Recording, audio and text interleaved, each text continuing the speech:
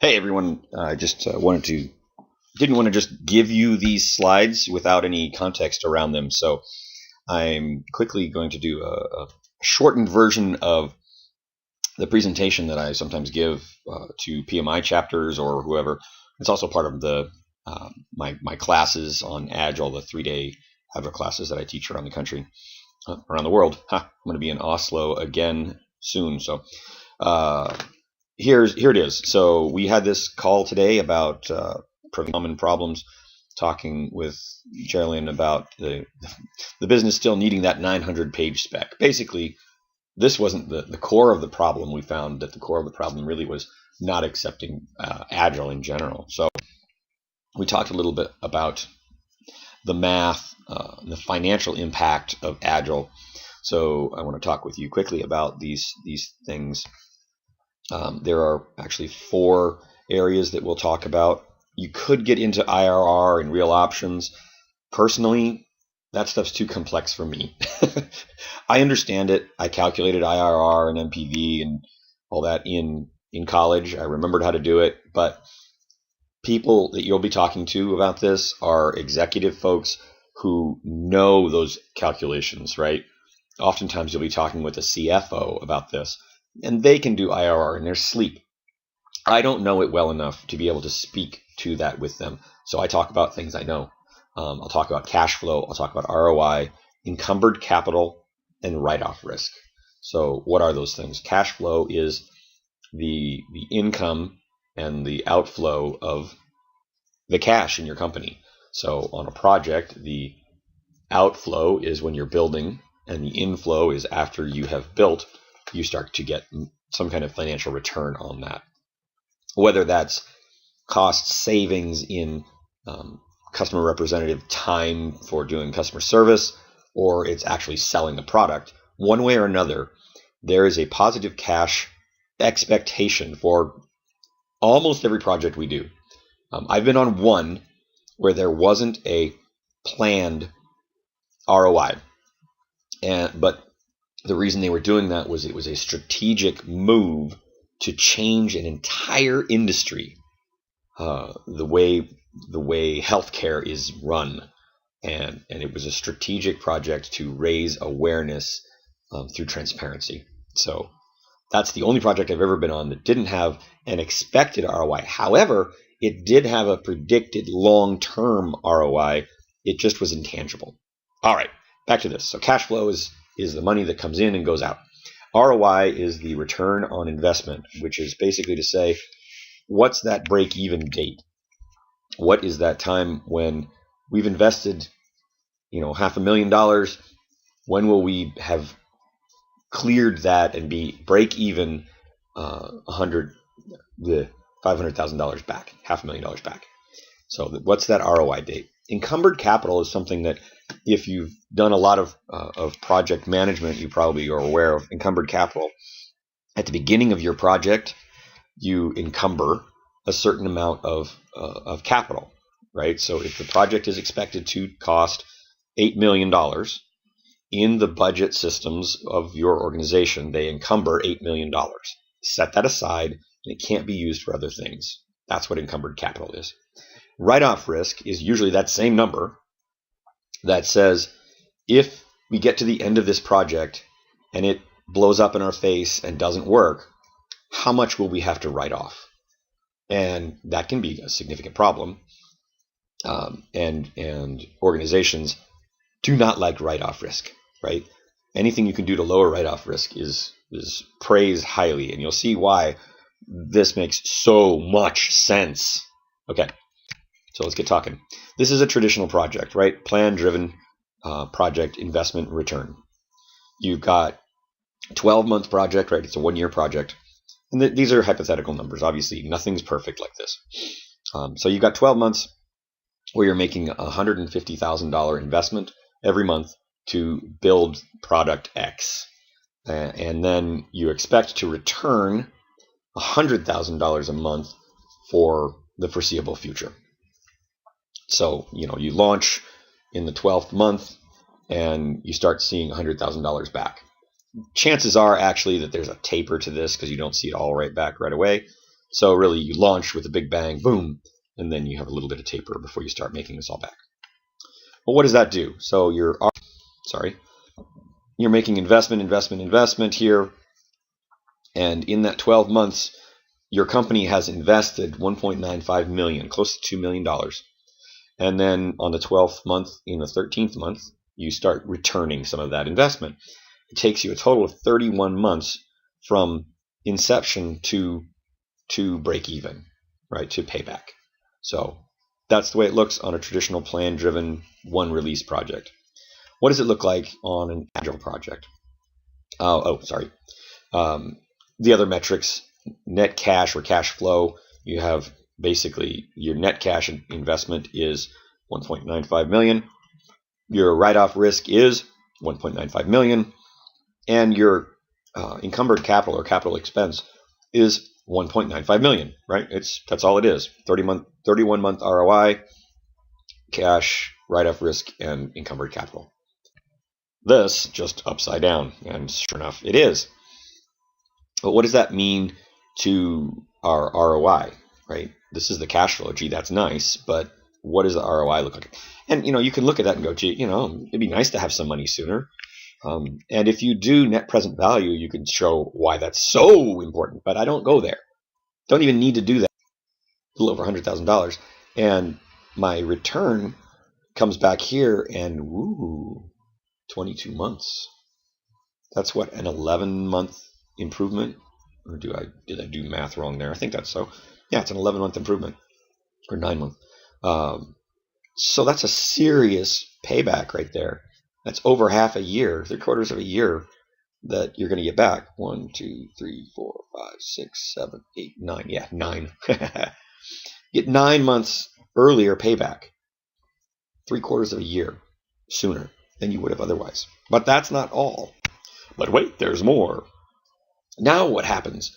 Well, when we've done traditional projects, everything in the scope is in the scope. Period. End of sentence. Nothing is of lesser or greater value within that scope. And so when you are implementing features or implementing functions within that production system or whatever system it is that you're creating, thing that you're creating, everything has the same value. We don't see it that way. We look at it and say, look, this is a curve that shows the actual cash return that we can get from each one of these features. And if I put a threshold in here, it says, you know what, as a company, and I bet your company has this, as a company, we won't do projects that return less than 5%, that have an ROI of less than 5%, because we know that the overhead to do those, et cetera, it costs too much. If the project as a whole had an ROI of less than 5%, or 5% or less, we won't do that. Well, if that policy exists, then what you can do is eliminate these 4 features, because you know that they're low value things to the customer. Chances are the customer's not going to want them anyway, or they're going to want, see, the thing is, if you cut these off, you can work on a different project that has this size return value to your customer feature in month 9. So we cut off these four features at the end, these 4 last releases.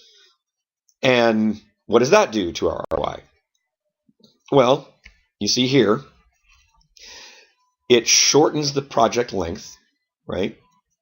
So now we're done in month 7, 7, 12, 11, 10, 9, 8. Sorry, yeah, 7.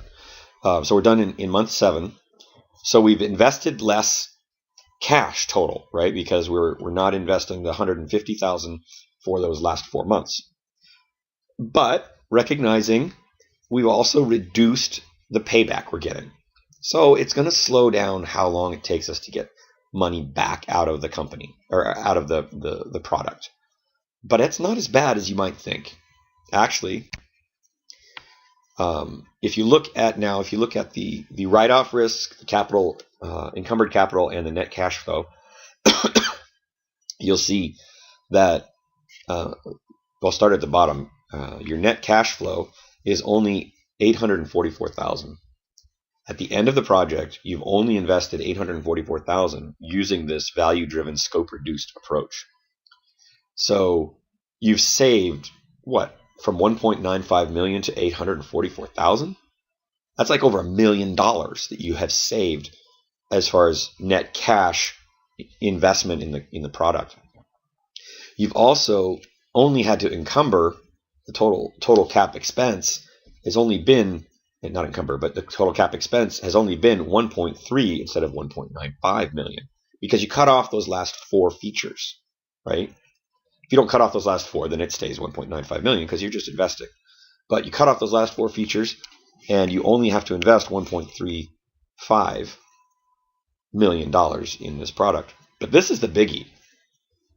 If you use an incremental funding model where you're only encumbering the money for release 1, and then you encumber release 2, and then you encumber release 3, you can cut off at any point, right? So since each one of these releases is delivering valuable customer product, it actually can return investment, and therefore that the write-off risk for that release goes to 0.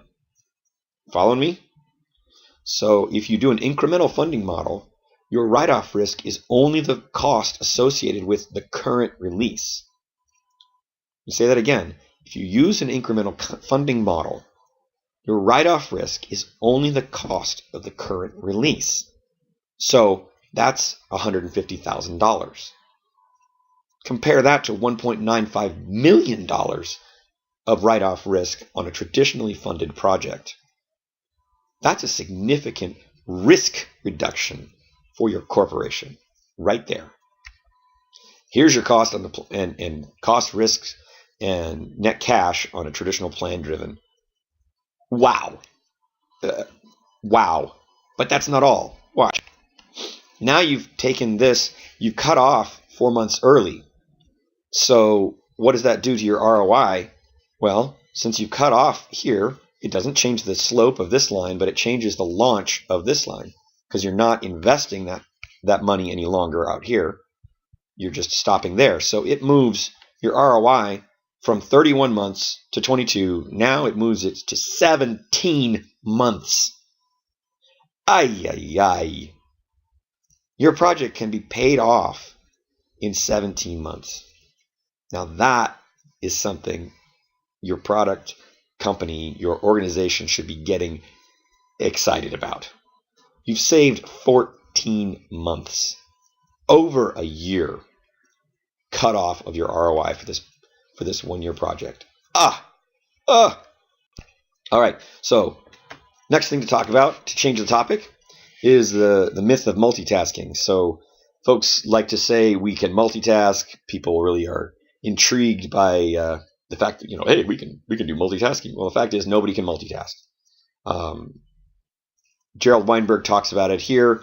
You can also look at work by John Medina, The Brain Rules. He has a whole chapter about the fact that we cannot multitask. It's a fact.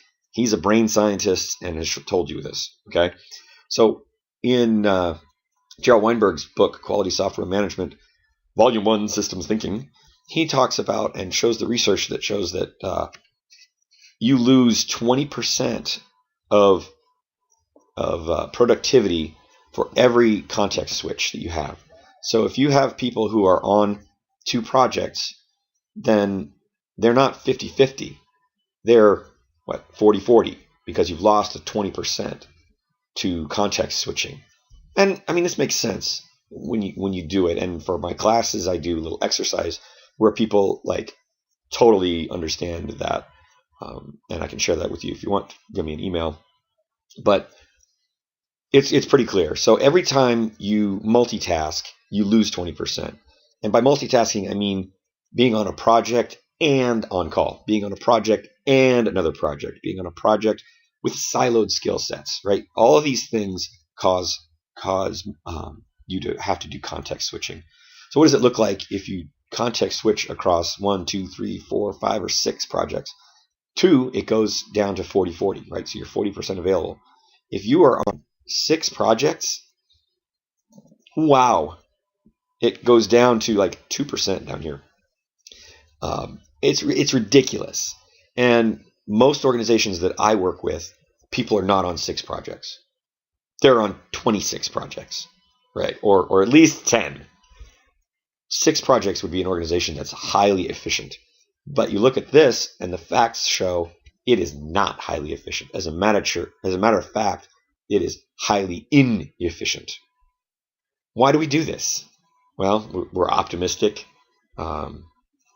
We live in a culture of having to always say yes, but it doesn't make good sense.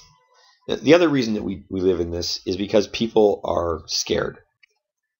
So if you look at this line here, it's a beautiful little graph, isn't it? If you look at this line and consider that each one of these colors is a different project, and this is the workload of a single person or a project team, or each person on your project team. And this person is only on 12 projects. 1, 2, 3, 4, 5, 6, 7, 8, 9, 10, 11, 12 projects, right? From purple to this purple right here. Okay, so that person's on 12 projects. Not a problem. That's what typically happens. This little slice in here is 20%. So what would happen if we took all of these projects, and instead of having them work them all in parallel, we shifted and worked them in series. Worked one until it was done, and then moved on to the next one. You still have context switching between those two, right? So you'll still lose 20%. But the model looks something more like this. And you have the significant cost savings down here. That kind of tannish, peachish color is saved time. You've got all these projects that you have completed, and now you've saved close to 20%, not exactly 20%, because each time you have a context switch here, but you've saved pretty darn close to 20% of your delivery time. But wait, that's just for the last project that you saved 20%. That's the only one where you save 20%. All of the other projects save more. How do they save more? Well, look at it. If you're the product owner on this maroon project, which is kind of maroon, it's kind of purple. If you're a product sponsor for this project, you were receiving delivery out here. Say that's 20 months. Now you're receiving delivery here. Look at that. You haven't saved 20% for that person. You've saved like 90% of the delivery time for that person. Which one would you want if you were the project sponsor? I'll take this last one. But obviously this is an idealized situation where you can work one project at a time. You can't. You can probably work 2. It's actually probably more efficient to work 2 at a time. But the fact that the model still works, right? The model still works. You can save significant amount of money and time by sequencing your projects instead of trying to multitask your projects. Multitasking just does not work.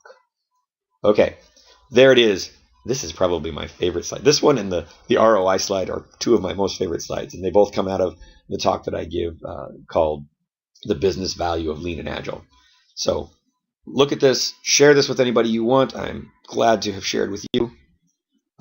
If you're interested in joining the mentor group, you can do that. Go to my website and click on the mentor group, or email me directly and I'll send you information on it. But this kind of interactive conversation we had on the phone is the kind of thing that we do in that mentor group, right? We'll talk 1-on-1, 3-on-1, all at the same time, sharing about topics that are pertinent to you. All right, that's it for me. Thank you for listening to my gravelly voice for 20 minutes, and I'll talk to you soon. Bye-bye.